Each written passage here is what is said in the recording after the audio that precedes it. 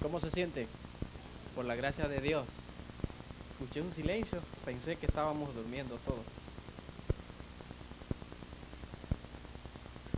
En nuestros corazones hoy hay gozo por la esperanza que tenemos, la esperanza bendita. Hay también tristeza. Muchos de nuestros hermanos están enfermos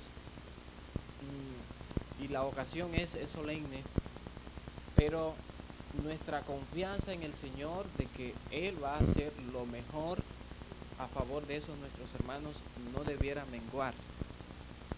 La fe de muchos cristianos juntos puede mucho.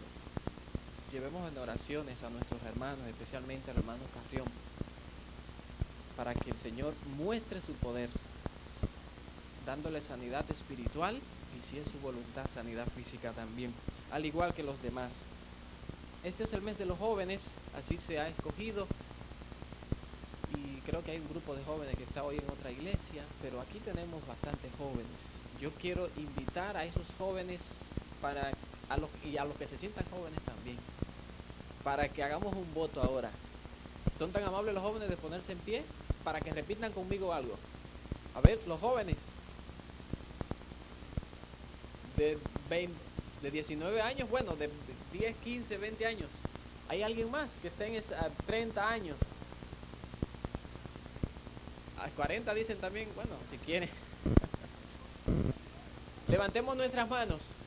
Vamos a decir unos de los votos de los Pathfinders. También a veces los guías mayores los repiten. Si quieren enseñar así el puño cerrado, enseñar, es un voto que vamos a hacer. Repitan después de mí.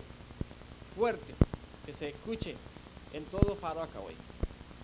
Por la gracia de Dios, seré puro, bondadoso y leal. Guardaré la ley del menor. Seré siervo de Dios y amigo de la humanidad. Gracias. La juventud, esa etapa tan hermosa en la vida, una etapa llena de desafíos. Los jóvenes están siendo muy bendecidos este mes con la dirección de jóvenes y con los programas que se les están presentando. Apoyen estos programas, son para ustedes. Hace algunas semanas iniciamos el tema sobre el santuario, presentando las verdades principales a fin de llegar a Daniel 8:14, la profecía de los 2300 días, su comprensión, el significado que tiene para nosotros hoy. ¿Cómo nos involucra eso a nosotros? ¿Cuál es la importancia de este tema? Y hemos visto en los dos anteriores que todo lo que ocurría en el santuario simbolizaba y representaba ¿a quién? A Cristo. Todos los detalles. Hemos estado señalando también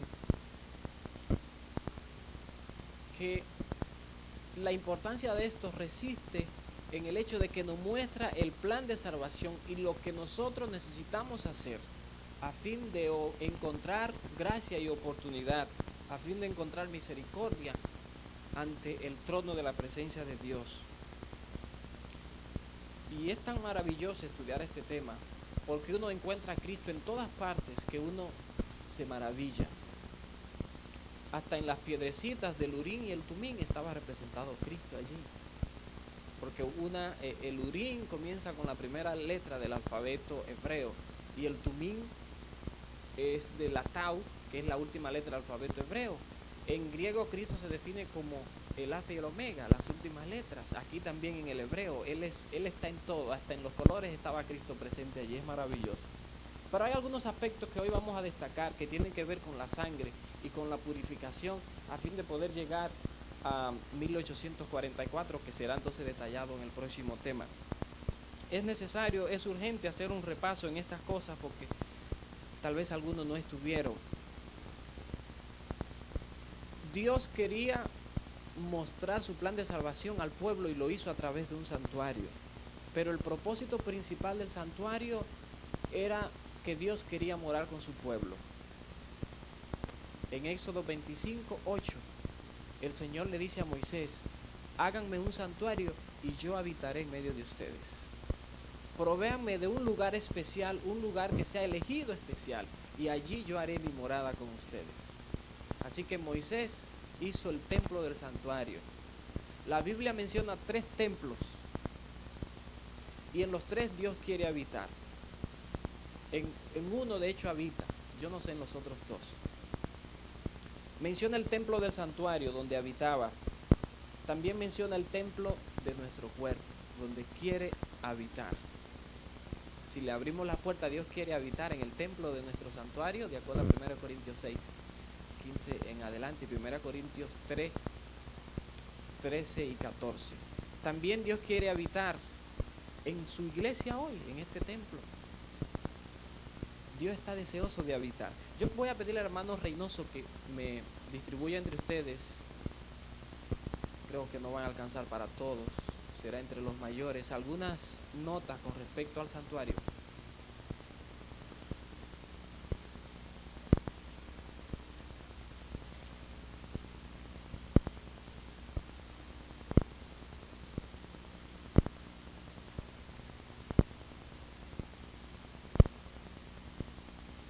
En Éxodo 25:40, Dios le dijo a Moisés que le construyera un santuario y le presentó un modelo, como una maqueta, un plano, para que Moisés construyera de acuerdo a ese modelo el santuario terrenal, que tenía principalmente 3 secciones.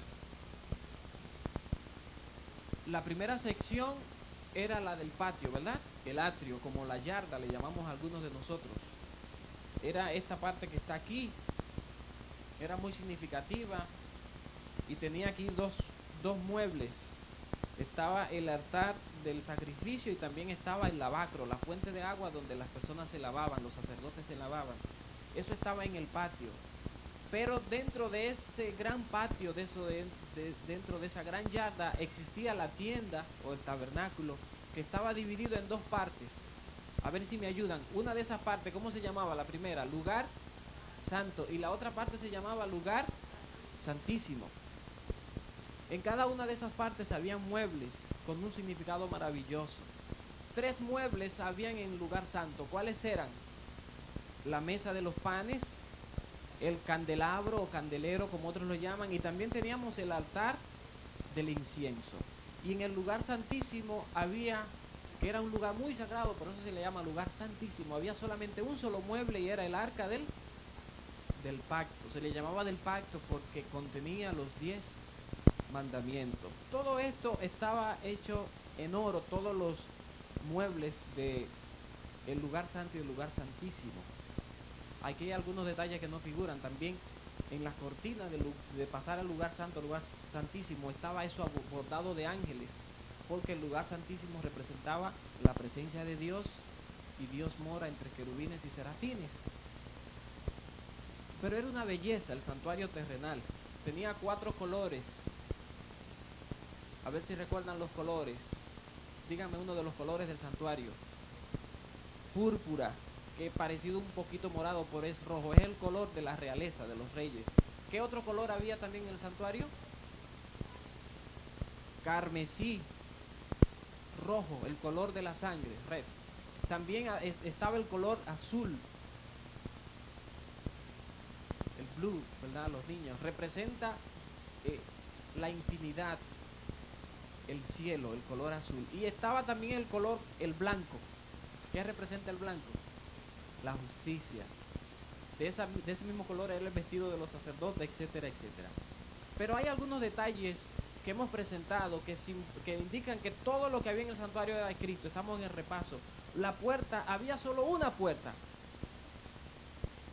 Una sola puerta, indicando que no había otro lugar por donde entrar al lugar donde Dios moraba. Para entrar a la presencia de Dios se necesitaba entrar por la puerta del santuario, del atrio. ¿Quién es la puerta? ¿Quién se autodefine como la puerta en San Juan 19? Jesús. El único camino para llegar a Dios es Cristo.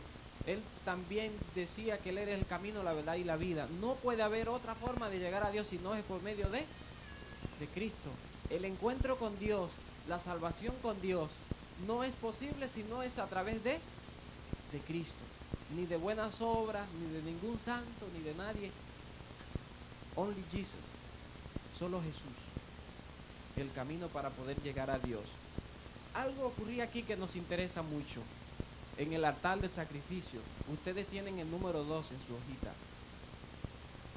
¿Qué se sacrificaba? Un cordero. ¿Saben ustedes lo que es un cordero? Es familia de los chivos y de las ovejas.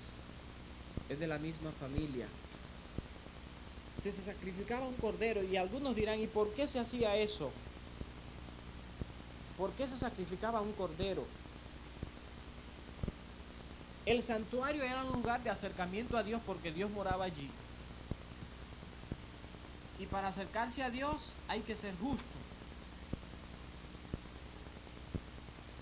Porque Dios es justo y también Dios es fuego consumidor. Una persona en pecado, como dice la Biblia, en pecado no puede ver el rostro de Dios. ¿Por qué?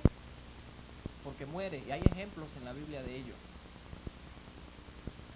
Pablo dice, Dios es fuego consumidor. Hebreos 12:29. La ley que también estaba donde estaba la presencia de Dios, en el arca, en el lugar santísimo, exigía o la justicia de la persona o la muerte. Porque la ley, como dice Pablo, condena. Todo el que peca es condenado con la ley. Todo el que viola la ley lo condena. Así que para poder acercarse a Dios y entrar ante la presencia de Dios, uno necesitaba la justicia, o de lo contrario moría. ¿Qué nos enseña el altar de sacrificio? Que en sus hojas es el número 2. Que necesitábamos o ser justo o morir. Y después de muerto, ¿qué uno va a hacer? ¿Qué uno va a lograr? Por eso se llevaba un cordero. Se sacrificaba un cordero. Vamos a leer a Éxodo, capítulo 29, versos 38 y 39. Éxodo, capítulo 29, versos 38. Si alguien es tan amable, le agradezco que me lo lea.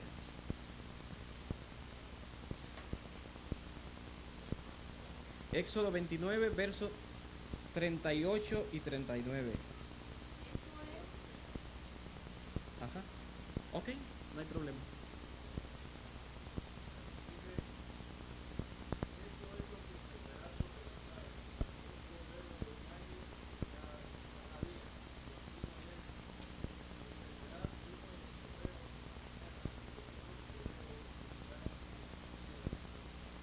Muchas gracias.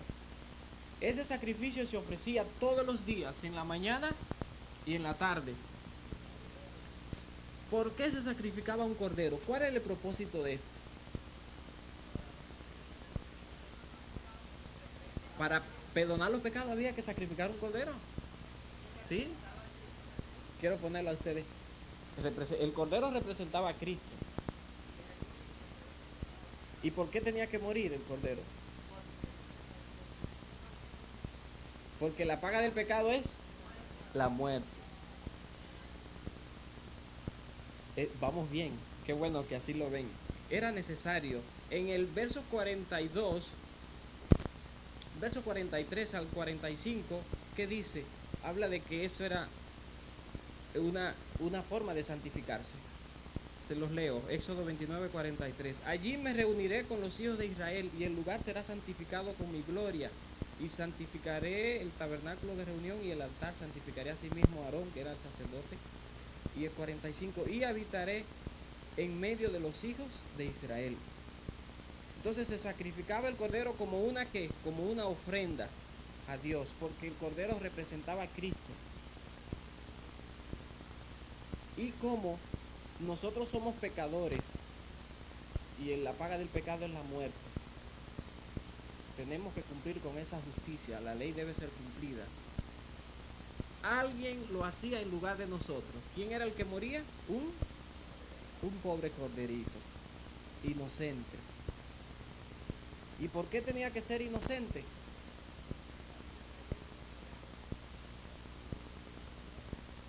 Porque también Jesús, como representaba a Cristo, Jesús iba a morir no por pecados que él haya cometido, sino por nuestros pecados. Así que él, por esa razón, era inocente. Hay algo interesante aquí, y es que, como decíamos, la presencia de Dios es fuego consumidor. ese fuego que quemaba ese corderito que se colocaba en el altar, que en sus hojas el número 2, ¿provenía de dónde? Vámonos a el libro de Primera de Reyes 18:36 hasta el 38. Primera de Reyes, porque aquí hay algo interesante que nosotros debemos entender para que podamos salir alabando y glorificando a Dios aquí, porque nos vamos a dar cuenta de que estamos vivos gracias a ese Cordero. Primera de Reyes 18:36 al 38. Eso cuando Elías estaba allá arriba, que estaba ante los profetas de Baal y ante todo el pueblo, el dios de los Baal era el dios del sol. Creían en el dios sol, en la diosa luna. Pero Elías creía en Dios. El pueblo de Israel que estaba allí se había olvidado de Dios y estaba creyendo en esos dioses que no servían para nada. Entonces Elías le dijo: el Dios que conteste con fuego, ese es el Dios verdadero, fuego desde el cielo. Y después de incluso hasta echarle agua al cordero que había allí, decimos nosotros cordero, podía ser también otro animal que fuera sin defecto, porque representaba a Cristo, era quemado. ¿Qué sucedió? Primera de Reyes 18:36. Cuando llegó la hora de ofrecerse el holocausto, se acercó el profeta Elías y dijo: Jehová Dios de Abraham, de Isaac y de Israel, sea hoy manifiesto que tú eres Dios en Israel y que yo soy tu siervo, y que por mandato tuyo he hecho todas estas cosas. Y añaden el 37 y 38. Respóndeme, Jehová, respóndeme, para que conozca este pueblo que tú, oh Jehová, eres Dios y que tú vuelves a ti el corazón de ellos. ¿Qué dice el 38? Entonces cayó fuego de Jehová y consumió el holocausto, el sacrificio, la leña, las piedras y el polvo, y aún lamió el agua que estaba en la zanja. Por eso el fuego de Dios nadie lo puede apagar. No hay bomberos que puedan apagar el fuego de Dios. Tremendo. El fuego de Dios consumió el sacrificio. Cuando usted relaciona esto con el contexto y con lo que dice Pablo en Hebreos 12:29, de que nuestro Dios es fuego consumidor por su justicia, se dará cuenta de que el fuego de Dios consumía la ofrenda. Si el ser humano se acercaba allí sin alguien que pagara por él las consecuencias del pecado, ¿quién era el que iba a ser sacrificado allí? El ser humano. Si yo me acercaba al santuario, si me acercaba a Dios, sin un sustituto que muriera por mí, ¿quién iba a morir? La persona. Yo moría porque como cometí pecado, el fuego de Dios me iba a consumir. De hecho, sucedió con algunos que se aventuraban algunas veces y inmediatamente morían. Por eso hay que estarle agradecido tanto al Cordero, porque si no hubiese sido por él, la persona era muerta. Y al referirnos al Cordero no nos referimos al animalito, sino al Cordero de Dios. En Isaías 53, 4 y 5 leemos lo que dice el profeta Isaías, que nuestros pecados fueron puestos sobre él. Isaías 53, 4 y 5. Ciertamente llevó él nuestras enfermedades y sufrió nuestros dolores, y nosotros le tuvimos por azotado, por herido de Dios y abatido. El fuego de la justicia divina caía sobre ese cordero que era consumido por el fuego. Eso me indica a mí y nos indica a todos que fue el fuego de la presencia divina, el poder de la justicia divina, lo que cayó sobre Cristo. Por los adulterios que tú cometes, que yo cometo, por las mentiras que tú hablas, que yo hablo, por las cosas malas que hacemos, todo eso lo cargó el Cordero. Y gracias a él nosotros podemos tener acceso a Dios, quien es fuego consumidor. El 5 señala: mas él herido fue por nuestras rebeliones, molido por nuestros pecados. El castigo de nuestra paz fue sobre él, y por su llaga fuimos nosotros curados. Qué bonito que Cristo haya sido nuestro sustituto. Pablo dice en Efesios 5:2 que Cristo es la ofrenda. Miren lo interesante de Dios. Para nosotros poder estar ante la presencia de Dios necesitamos ser justos o morir. Como no podemos cumplir con la justicia y si morimos desaparecemos, Dios ha hecho provisión para que nosotros podamos acercarnos a Él. ¿Cuál es esa provisión? Cristo. Dios nos ha pedido algo y uno dice, pero es imposible. No es posible porque Él lo ha provisto también. Cristo es nuestra ofrenda. Así que cada vez que vamos a Dios, la ofrenda por la cual Dios nos acepta, ¿cuál es? Por eso lo pedimos todo por los méritos de Cristo, no porque haya nada en nosotros. El santuario mostraba todas estas verdades. Nosotros seremos salvos, iremos al cielo por Cristo, porque es su sangre la que nos salva. Pero también hay algo interesante. Cuando el corderito era sacrificado, antes de que el fuego lo consumiese, ¿qué se hacía con la sangre? Vamos a leer a Levítico capítulo 3, versos 7 y 8, porque esto es importante para entonces saber por qué el santuario se contaminaba. Levítico capítulo 3, versos 7 y 8. Si alguien de ustedes es tan amable, se lo agradezco.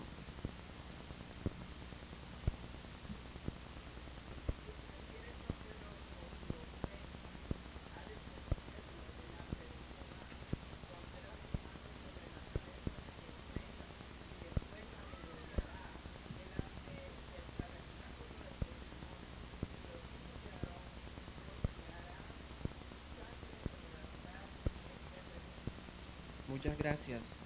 La sangre representa la vida. Por eso la sangre se rociaba en derredor de ese cordero que es sacrificado en la mañana y en la tarde por todo el pueblo. Pero también personalmente en el transcurso del año ellos debían ir y llevar su ofrenda por sus pecados. ¿Por qué se rociaba la sangre en el altar? Porque la sangre de ese cordero cargaba con cuáles pecados. Simbólicamente, esto es todo eso simbólico, con el pecado de la persona que la llevaba. Esto es bueno tomarlo en cuenta porque nos vamos a dar cuenta de que el santuario era contaminado. Y así como el santuario terrenal era contaminado, el celestial también es contaminado con nuestros pecados. De hecho, están escritos nuestros pecados en los libros celestiales. Es interesante también poder notar que esos sacrificios que se hacían en base a la fe del creyente. Habían gente que vivían de lejos, que no podían ir todos los días, pero iban una vez al año a ofrecer a Dios ofrenda por sus pecados. Y Dios lo perdonaba. Sí, Dios lo perdonaba, porque confiaban en eso, que era un símbolo del perdón de los pecados que iba a ser posible a través de Cristo. Eso sucedía en el segundo, el altar de los holocaustos, el altar de sacrificio. El sacerdote que oficiaba, ¿a quién representaba también? ¿Qué dice Hebreos 7:25? Hebreos 7:25, ¿qué dice? Pablo allí dice que nosotros tenemos un sumo sacerdote que oficia, que intercede por nosotros delante de Dios. No es un santo, sino nada más y nada menos que Cristo. Hebreos 7:25.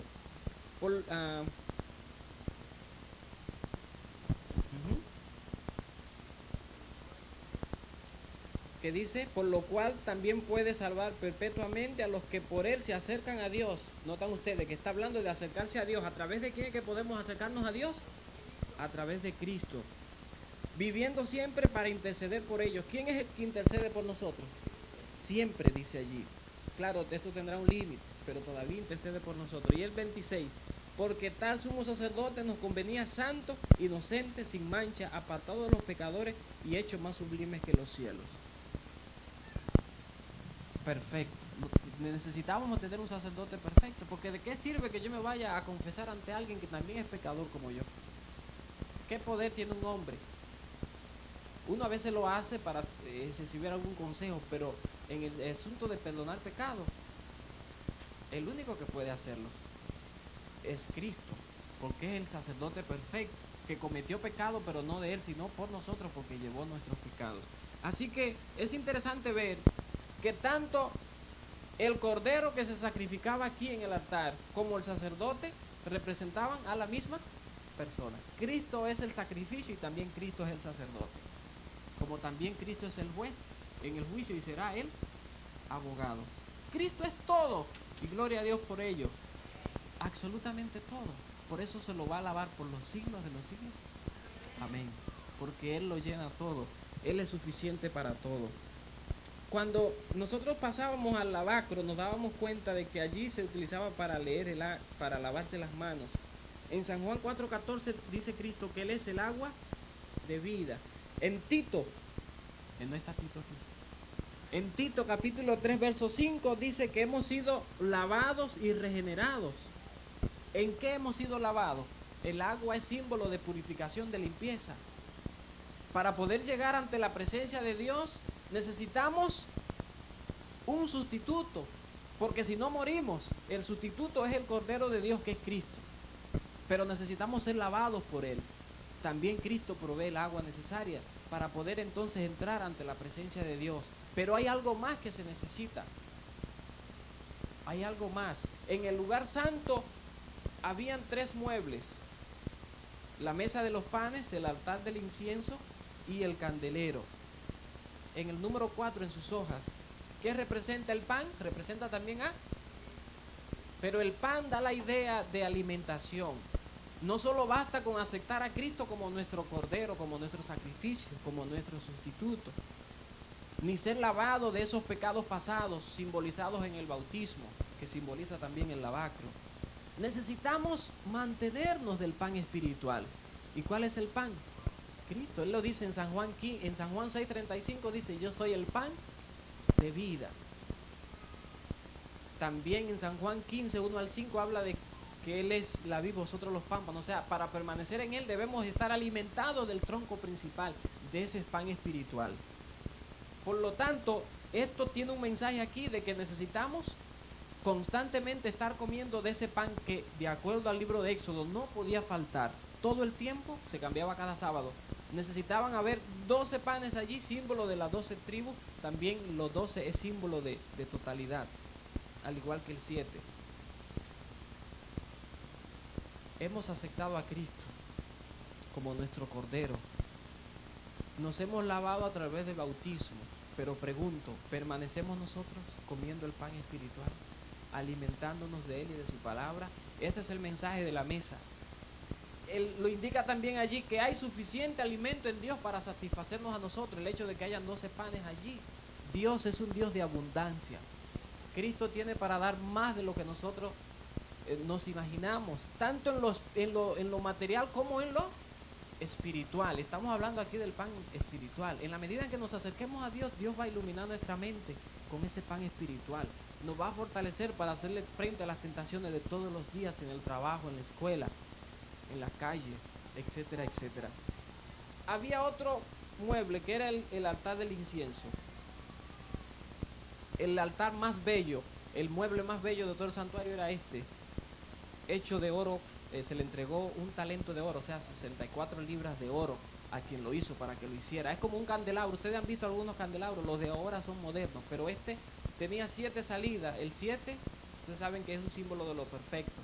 El aceite representa el Espíritu Santo y la luz también, pero ¿quién es la luz del mundo? Cristo.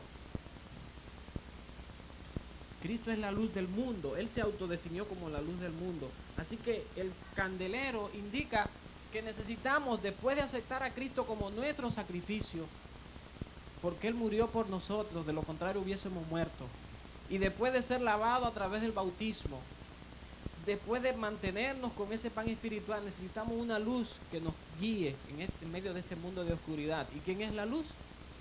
Cristo. Él es la luz que nos guía. Su palabra también es representada aquí, tanto como el pan, como también por la luz. Lámpara es a mis pies tus palabras y lumbrera a mi camino. Estoy repitiendo esto porque yo espero que cuando, como dice Pablo, se demande razón de nuestra fe, nosotros con un argumento bíblico podamos decir un así dice Jehová. Seremos llevados ante tribunales. De hecho, por esta doctrina ya últimamente no, porque se han dado cuenta de que hay tantas evidencias a favor de que existe un santuario celestial. Pero antes los adventistas éramos tenidos como gente loca, creyendo en el santuario. Decían que eso estaba allí para información y nada más. Pero ya recientemente he leído libros de otras religiones en donde dicen que sí, El evangelio se presentaba en detalles en el santuario. Sin embargo, Dios se lo había revelado a esta iglesia ya hace cientos. Pero ¿cuáles de nosotros estamos capacitados para decirle un escrito está a alguien? Cuando seamos llevados ante tribunales, ante jueces, ¿qué vamos a decir? ¿Avergonzaremos nuestra fe también a nuestro Señor? No sabemos. Pues ustedes creen algo y no lo saben. ¿Cómo es eso? Debemos conocer lo que creemos para saber si es mentira, lo rechazamos. Y si es verdad, pues creemos en ello y lo abrazamos. Porque nuestra devoción a Dios, el hecho de estar en una religión no salva a uno, es el uno creer eso, estar empapado de eso, ver si eso es verdad o no es verdad. Y cuando lo analizamos es verdad. La doctrina bíblica del santuario es una realidad. Así que el candelero simboliza la luz del mundo, que es Cristo. Y el otro altar, el otro mueble se llamaba el altar del número 5 en sus hojas, number 5. ¿De qué símbolo el altar del incienso? De oración y de intercesión. Aquí siempre debía haber un incienso subiendo hacia arriba. Ahí en algunos lugares en mi país hay muchos mosquitos. ¿Saben lo que es mosquito? Los zancudos. Entonces venden unas cuestiones allí de un olor extraño, que la gente lo coloca en medio de la casa y llena un humito, y el humito llena toda la casa y los mosquitos tienen que desaparecer. Pero a veces la gente también, porque no aguantan, o sea que no es muy apropiado. Yo he visto también otra gente que usan el incienso, pero con ciertos planes de espiritismo y de que para hacer ahuyentar el mal, cosas raras. Pero en la Biblia, en ese tiempo, el incienso representaba las oraciones de los santos. En Apocalipsis, Valeria me dio la cita anoche, Apocalipsis 8:3. En Apocalipsis 8:3, gracias Valeria, se habla de que el incienso representa las oraciones de los santos, que son escuchadas por ¿quién? ¿Quién es el que vive para interceder siempre por nosotros? Por eso se le llama altar de la intercesión. Y anoche nos gozamos viendo que cuando Juan vio a Jesús, lo vio en el templo que hay en el cielo, porque allá vamos a mostrar que hay un templo en el cielo. Lo vio oficiando. Jesús estaba en medio de los 7 ¿qué? Valerie, los que estaban aquí anoche, de los 7 candeleros. Estaba vestido con un vestido largo y con un cinto de oro. Y cuando nos fuimos al Antiguo Testamento nos dimos cuenta que esas eran las mismas ropas de los sacerdotes. Cristo estaba oficiando, intercediendo. Es lo que Pablo dice. Nuevamente le cito a Hebreos 7, 24 y 25. A Hebreos todo el capítulo 8. Todo el capítulo 7 habla de que Cristo intercede por nosotros. Y vamos a buscarlo inmediatamente. ¿Qué dice Hebreos 8:1? Porque ya esto desapareció. Cuando los romanos invadieron a Jerusalén en el año 70, quemaron todo esto, se llevaron algunos de esos muebles, pero ya esto no existe. Debió desaparecer cuando Cristo murió en la cruz, porque todo esto era símbolo de, ya no se necesitaba más. Pero en el cielo hay un santuario, que es el centro de operación de Dios para la salvación nuestra, donde Cristo intercede. ¿Qué dice Hebreos 8:1 y 2? Correcto, léalo, hermana. 8:1 y 2, Hebreos.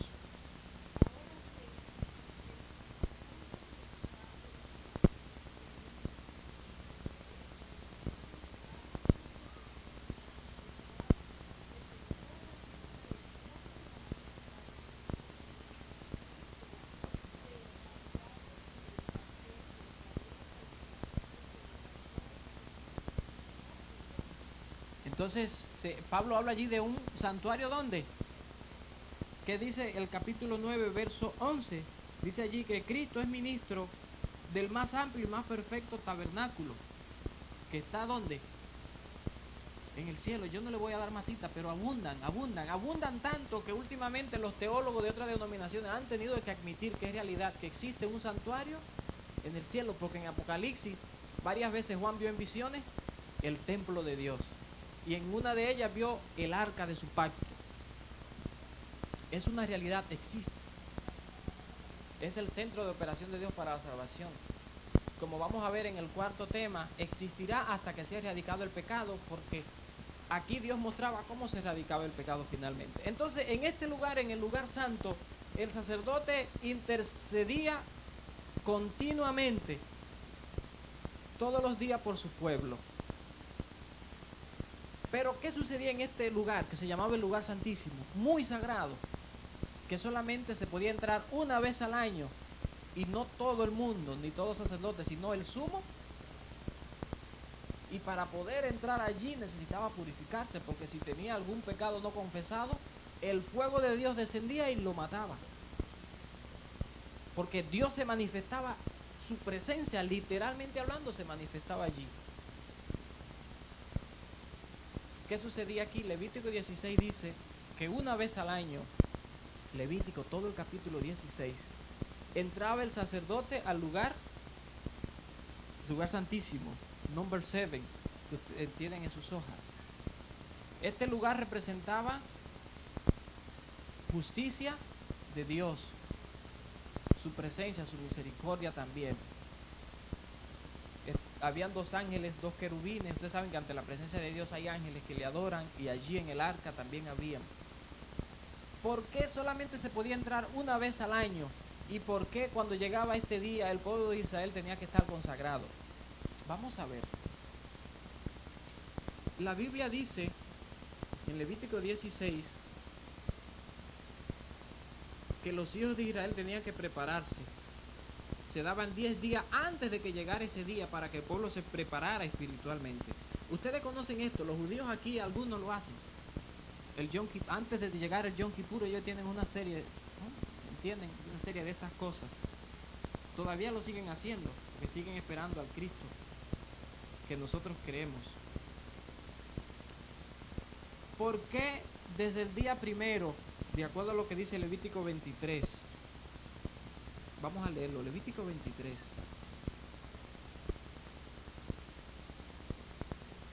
Levítico capítulo 23, luego pasamos otra vez al 16. Verso 24. Habla a los hijos de Israel y diles, en el mes séptimo, al primero del mes tendréis días de reposo, una conmemoración al son de trompeta y una santa convocación. Ese era un sábado ceremonial, el día primero del mes séptimo. Y durante esos 10 días, hasta el día 10, el pueblo de Israel debía santificarse. Porque el día 10 era el día del juicio. Y si durante el año yo no llevaba un cordero para que fuese sacrificado por mis pecados, ese día moría. Léanse todo el capítulo 16 de Levítico. Ese día moría, y el capítulo 23. Léanse toda la Biblia. Le estoy dando tantas cosas para leer. Es interesante notar que Dios daba día de oportunidad para que si uno no hubiese confesado algún pecado, lo confesase en ese transcurso, porque el día 10 era el día de limpiar y de erradicar el pecado totalmente. Eso se hacía una vez al año, el día 10 del mes séptimo, el mes de Tisri, como le llamaban ellos. ¿Qué se hacía ese día? Se sacrificaba, como siempre, el cordero en la mañana y en la tarde, porque déjenme decirle que el mismo día 10 el sacrificio continuo continuaba. Eso indica que a pesar de que cuando Cristo entrara al lugar santísimo, no iba a dejar de interceder por nosotros, iba a seguir intercediendo. Si ustedes se leen a Levítico 16, ya el tiempo no me da para dar los detalles, se darán cuenta de que ese día se hacía el sacrificio de todos los días, pero había 2 sacrificios extra, donde se sacrificaban 2 bueyes que debían ser perfectos, y también se sacrificaba un macho cabrío de los 2 que se escogían, y había otro que se dedicaba ¿a quién? A Satanás, a Azazel, y uno se dedicaba a Cristo. El que se dedicaba a Cristo era sacrificado, y esa sangre era colocada allí, porque la sangre purifica. ¿Qué dice Pablo en Hebreos? Que sin sangre no hay remisión de pecado.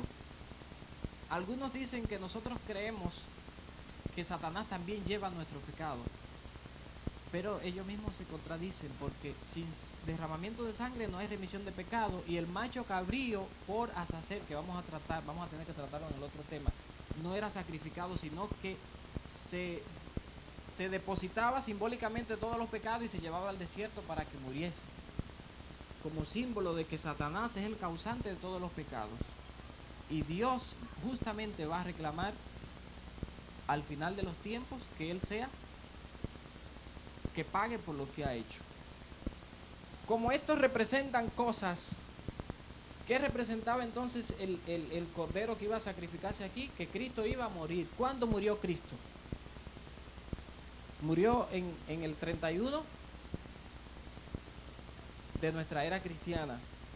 Fue ungido como sacerdote, como rey, como profeta, porque la unción solamente le eran dadas a los reyes, a los profetas y a los sacerdotes, y Cristo es las tres cosas en el 27 después de Cristo.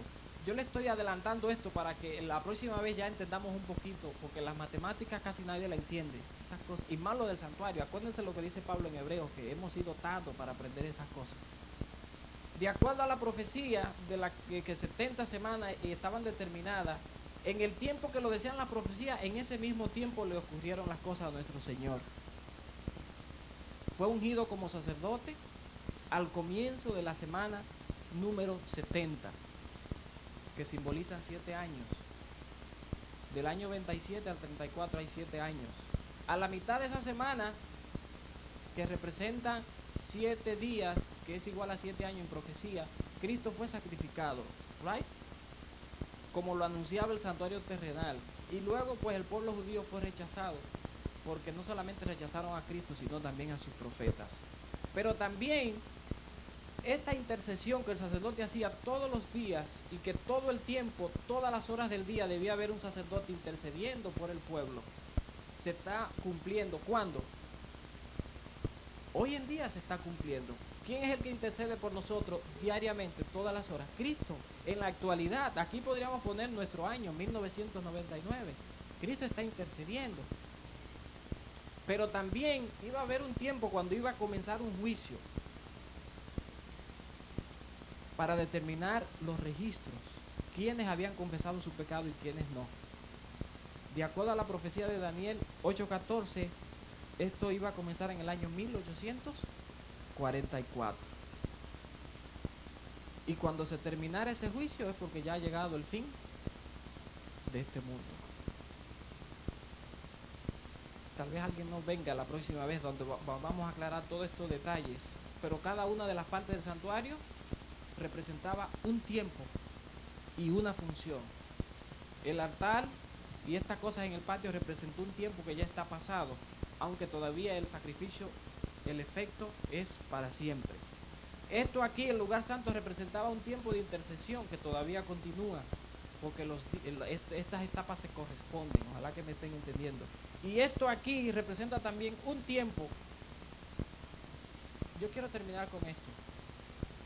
Estamos viviendo en un tiempo muy solemne, porque el juicio que debe comenzar por la casa de Dios ya ha comenzado. Apocalipsis 14:6 habla de que el juicio, adorad a Jehová.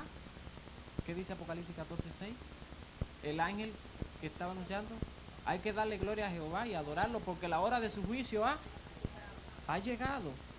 Nuestros registros, como en el cielo hay libros, donde libros de la vida, libros de pecado, están siendo revisados. El pueblo de Israel, cuando llegaba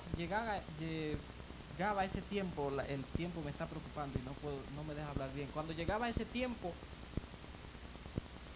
dejaban toda cosa y comenzaban a orar y a buscar a Dios. El día primero, porque sabían que el día 10 era el día de ajuste de cuenta, el día final. Como ese tiempo, estamos viviendo en ese tiempo, y los 10 días de aquellos tiempos ahora son años, y son muchísimos, no sabemos hasta cuándo. Nosotros deberíamos estar también con el pueblo de Israel, orando y buscando a Dios, porque el tiempo de su juicio ha llegado. Pregunto, ¿has tú llevado algún cordero a Dios para que Él lo sacrifique? ¿Cuál es el cordero que necesitamos llevar a Dios? El perdón de nuestro. ¿A través de quién? A través de Cristo. ¿Hay algún pecado que tú no hayas confesado? Todavía estamos a tiempo de llevar la ofrenda, porque cuando llegue este día ya va a ser muy tarde. Dios nos está llamando. Venid luego, dice el Señor, y estemos a cuenta. Si vuestros pecados fueren rojos, como la nieve serán emblanquecidos.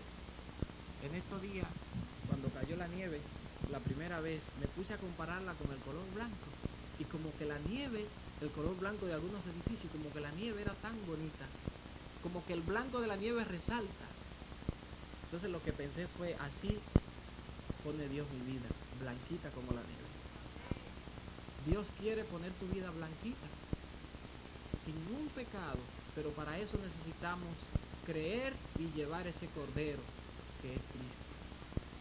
¿Te gustaría decirle, sí, Señor, yo quiero llevar ese cordero como sustituto mío, quiero creer en él, quiero comer de ese pan, quiero ser alumbrado por esa luz, quiero beber de esa agua todos los días, a fin de que cuando llegue el día de ajuste de cuentas, él que intercede por mí, alce su mano y diga, no, un momento, como Satanás que discutía por Moisés.